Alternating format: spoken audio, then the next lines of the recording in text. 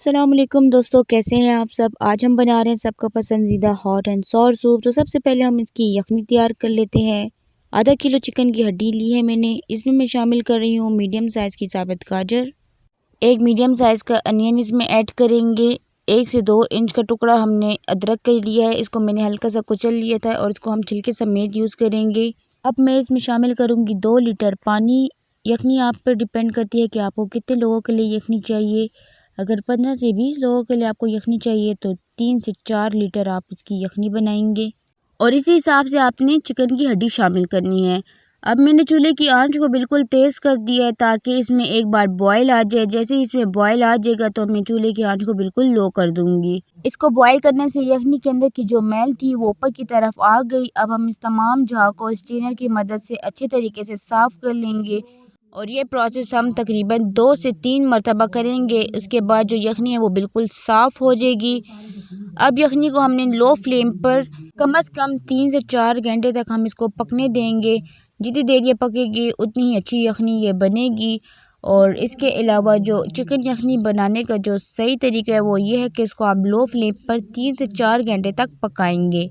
यखनी बिल्कुल रेडी हो चुकी है, आप इसका कलर देख सकते हैं, बहुत ही खूबसूरत कलर इसका आया है। अब हम इसको स्टेन कर लेंगे। 2 पीस मैंने लिए थे बोनलेस चिकन के, उसको मैंने जूलियन शेप में छोटे छोटे पीस में कट कर लिया। अब हम इसको यखनी में ऐड करेंगे। यखनी का जो टेम्परेचर था वो ऑलरेडी गर्म था और हमने फ्लेम भी हाई कर दिया क्योंकि चाइनीज़ फूड हमेशा हाई फ्लेम पे बनता है। यखनी इतनी गर्म है कि जैसे ही हमने इसमें चिकन ऐड किया तो चिकन का जो कलर था वो फ़ौरन से चेंज हो गया और ये बिल्कुल चिकन पक चुका है, ये देख सकते हैं आप। अब हम इसमें मसाले ऐड करेंगे। 1 चाय का चम्मच काली मिर्च ऐड करेंगे। 1 चाय का चम्मच इसमें नमक ऐड करेंगे। आप अपने टेस्ट के हिसाब से भी नमक ऐड कर सकते हैं। 5 खाने के चम्मच इसमें हम चिली गार्लिक सॉस ऐड करेंगे। 4 खाने के चम्मच हम इसमें सोया सॉस ऐड करेंगे। अगर आपके पास सोया सॉस अवेलेबल नहीं है तो आप इसकी जगह वर्सेस्टर सॉस यूज़ कर सकते हैं, लेकिन वो आप 2 से 3 खाने के चम्मच इस्तेमाल करेंगे। अब हम इसको अच्छी तरह मिक्स कर लेंगे। थोड़ी देर 1 से 2 मिनट तक हम इसको मिक्स करेंगे ताकि जो हमने मसाले इसमें ऐड किए हैं वो उसका टेस्ट डेवलप हो जाए। अब हमने इसमें कॉर्नफ्लोर शामिल करना है। कॉर्नफ्लोर हम एक साथ नहीं शामिल करेंगे, चम्मच साथ साथ चलाते जाएंगे और थोड़ा थोड़ा करके कॉर्नफ्लोर शामिल करते जाएंगे। कॉर्नफ्लोर का इस्तेमाल हम सूप में थिकनेस के लिए करते हैं, तो अगर आपको सूप ज़्यादा गाढ़ा चाहिए तो आप इसमें मज़ीद कॉर्नफ्लोर ऐड कर सकते हैं। सूप मुझे अभी भी पतला लग रहा है, इसलिए मैं मज़ीद इसमें थोड़ा सा और कॉर्नफ्लोर ऐड करूँगी ताकि ये अच्छे तरीके से थिक हो जाए। सूप थिक होना शुरू हो चुका है। अब मैं आपको इसकी कंसिस्टेंसी बताऊँगी कि ये कितना थिक होना चाहिए। ये देखें, ये ना ज़्यादा थिक है और ना ज़्यादा पतला है, परफेक्ट है ये बिल्कुल।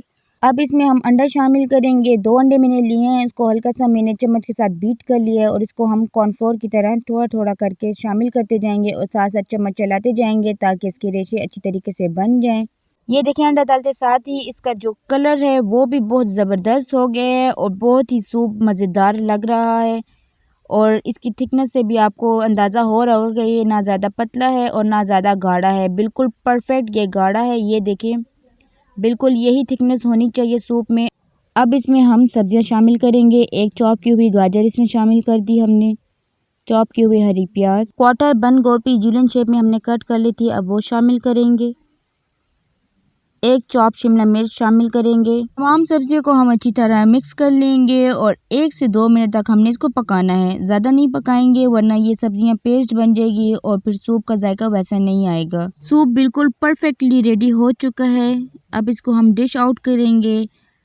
ना ये ज़्यादा पतला है ना ज़्यादा ये थिक है, बिल्कुल परफेक्ट थिकनेस है और इसका कलर आप देख सकते हैं, बिल्कुल परफेक्ट कलर इसका आया है सूप का।